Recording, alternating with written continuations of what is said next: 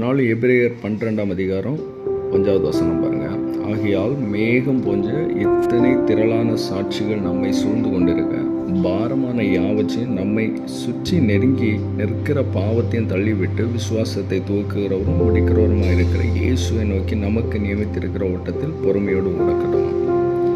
இந்த வசனம் என்ன சொல்லுதுன்னா, நம்மை சுற்றி நெருங்கி நிற்கிற பாவத்தை தள்ளிவிட்டு பாருங்கள், உலகத்தில் எல்லா இடத்துலையும் பாவம் எப்போவுமே நெருங்கி நிற்கும். எல்லா மனுஷனுக்கு பக்கத்துலையும் எந்த இடத்துலையும் பாவம் செய்வதற்கு வழியை பிசாசான உருவாக்கிட்டான். இன்றைக்கி இந்த மொபைல் ஃபோன் மிகப்பெரிய ஒரு மோசமான ஒரு சூழ்நிலைக்கு வாலிபர்களை கொண்டு போயிட்டுருக்குது. சரி, வாலிபர்கள் மட்டுமா இல்லை, எல்லா பெரியவர்கள் முதல் எல்லா இடத்துலையும், அது ஒருவேளை ஸ்கூலாக இருக்கலாம், காலேஜாக இருக்கலாம், என் வீட்டை விட்டு வெளில போனால் அப்படி, வீட்டுக்குள்ளேயே அப்படி, ஏன் உன் கையில் நீ இந்த செல்லை எடுத்தாலே பாவம் செய்வதற்கு 1000 வழிகள் இருக்குது. அப்போ எப்போ வசனம் இந்தியே அதனால தான் சொல்லியிருக்குது, பாரமான யாவற்றையும் நம்மை சுற்றி நெருங்கி நிற்கிற பாவத்தை அதை என்ன செய்யணும், நம்ம தள்ளிவிட்டு அதை தள்ளிவிடணும். எப்போவுமே பாவம் நம்மளை நெருங்கி இருக்கும். நம்ம அதனால் என்னைக்கு அதிகாலையிலும் சரி எப்பவும் ஜெபித்து கொண்டிருந்தால் மட்டும்தான் இதை மேற்கொள்ள முடியும்.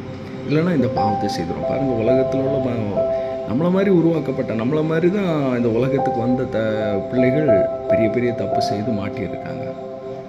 ஒரு சின்ன ஹாய்னு ஒரு மெசேஜ் தொடங்குது, அவங்க வாழ்க்கையை முடிச்சு போடுது.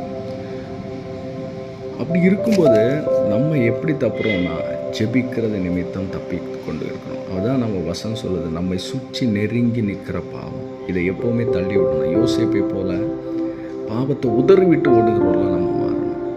தள்ளிவிட்டு அடுத்தது வசனம் சொல்லி விசுவாசத்தை துவக்கிறோம் முடிக்கிறவருமா இருக்கிற இயேசுவை நோக்கி நமக்கு நியமித்திருக்கிற ஓட்டத்தில் பொறுமையோடு ஓடக்கலாம். நமக்கு நியமித்த ஒவ்வொருத்தருக்கும் ஒவ்வொரு இது ட்ராக் ஆண்டவர் வச்சிருப்பார். இப்போ எனக்கு ஒரு காரியத்தை பார்த்தா இல்லை ஒரு ஸ்வீட்டை பார்த்தா எனக்கு இந்த ஸ்வீட் பிடிக்கும்னு நான் சொல்லுவேன். ஆனால் அதே இதை இன்னொரு ஆள்கிட்ட கேட்டால் இல்லை அது நல்லா இல்லைன்னு சொல்லுவாங்க. ஒவ்வொருத்தருக்கும் ஆண்டவர் ஒவ்வொரு விதமாக ஆண்டவர் படைச்சிருக்காரு. அதே மாதிரி தான் அவங்களுக்கு வாழ்க்கையை மாதிரி என் வாழ்க்கை இருக்கணும், இவங்கள மாதிரி நான் ஆகணும் அப்படின்னு சொல்லிட்டு ஒரு நாள் விரும்பக்கூடாது. ஏன்னா வசனம் தான் சொன்ன, நமக்கு நியமித்திருக்கிற ஓட்டம், நமக்கு நியமித்திரு ஆண்டவர். சில ஆளுக்கு சில காரியத்தை கொஞ்சம் தான் நேர்த்த சில காரியங்கள் நடக்கும், வேலைகள் உடனே கிடைக்கும். சில ஆளுக்கு கொஞ்சம் பிந்தி நடக்கும். நம்ம உடனே என்ன செய்வோம், பொறுமையே இல்லாமல், ஐயோ அவங்களுக்கு எல்லாமே நடக்குது நமக்கு இல்லை, அவங்களுக்கு சின்ன வயசில் எல்லாமே கிடச்சிட்டு நமக்கு கிடைக்கல. கர்த்தர் ஒவ்வொன்றுக்கும் ஒவ்வொரு காலத்தை வச்சுருக்காரு. நமக்கு அதான் வசனம் சொல்லுவோம், நமக்கு நியமித்திருக்கிற ஓட்டத்தில் பொறுமையோடு ஓடக்கடவும். நமக்கு என்ன ஆண்டவர் வச்சுருக்காரு, என்ன ஆண்டவரே உங்கள் சித்தத்தின்படி என்ன நடத்துங்க, நீங்கள் எது செய்தாலும் என் வாழ்க்கையில் ஆசீர்வாதம் தான்ப்பா அப்படின்னு சொல்லிக்கிட்டு ஆண்டவர்கிட்ட நம்முடைய வாழ்க்கையை ஒப்பு கொடுக்கணும். ஏன்னா ஆண்டவர்கிட்ட ஒப்பு கொடுத்த பாருங்கள், தாவீது ஆண்டவரோடு இருந்தான். சின்ன வயசில் அவன் ராஜா ஆகிட்டான். தானியேலை பாருங்கள், அவனும் அதே மாதிரி தான் ஒரு அடிமையாக வந்தான். அவனே ஆண்டவர் பெரிய ஒரு அதிபதி ஆக்கிட்டார், அந்த தேசத்தில் ஒரு பெரிய ஆள் ஆக்கிட்டார். அதே மாதிரி யோசேப்பை பாருங்கள், அப்பா அம்மா கூட இருக்கச்சு ரொம்ப நல்லா இருந்தான். அதுக்கு பிறகு ஒரு அடிமையாக தான் போத்திபார் வீட்டுக்கு வரான். அங்கு பார்வோன்டே அந்த போத்திபாருடைய வீட்டுக்கு வரான், ஒரு அடிமையாக வரான். ஆனால் அங்கேயும் அவனை ஆண்டவர் உயர்த்துறாரு. அதுக்கு பிறகு எல்லா இடத்துலையும் உயர்த்தப்படுறான். கர்த்தரை நம்பி இருக்கணும்.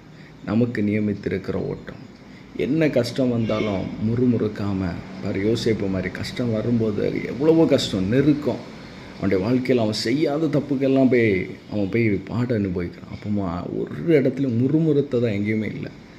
அப்போ பொறுமையோடு இருக்கிறான். யோசேப்பு பொறுமையோடு காத்திருக்கிறான். அப்படி இருந்த நிமித்தம் யோசேப்பு உயர்த்தப்படுகிறான். அப்போது நம்மளும் அதேமாரி என்ன செய்யணும், இப்போ இருக்கிற சின்ன பிரச்சனைகள், நெருக்கம், கஷ்டம், இதை வச்சுட்டு எதையாவது பேசிடக்கூடாது. நம்ம பொறுமையோடு காத்திருக்கணும். அப்படி இருக்கும்போது ஆண்டவர் நம்மளை உயர்த்துவார். ஆமென்.